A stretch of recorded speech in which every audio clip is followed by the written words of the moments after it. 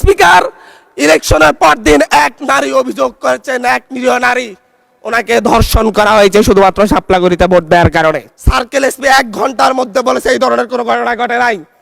আজকে 42 দিন পার হয়েছে, এখনো ডিএনএ রিপোর্ট আসে নাই। মামলা নিতে 3 দিন দেরি হয়েছে। সিভিল সার্জন অফিস তদন্ত কমিটি করে দিয়েছে, তদন্ত কমিটির রিপোর্ট জমা দিয়েছে, ভুক্তভোগী নারী জানে না তার তদন্ত রিপোর্ট কি এসেছে। এই ভয়াবহ পরিবেশ তৈরি কারা করছে? আমার মনে হয় স্বরাষ্ট্রমন্ত্রী আইনের ব্যাখ্যা না দিয়ে, আইনমন্ত্রী আইনের ব্যাখ্যা দিবেন, স্বরাষ্ট্রমন্ত্রীর এসবে মনোযোগ দেওয়া দরকার। স্বরাষ্ট্রমন্ত্রীর মনোযোগ দেওয়া দরকার।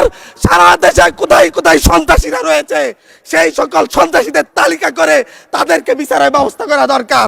স্বরাষ্ট্রমন্ত্রীর উচিত ধন্যবাদ মাননীয় সদস্য। নেতাকর্মীরা হত্যার শিকার হয়েছে তাদের বিচারের ব্যবস্থা করা দরকার।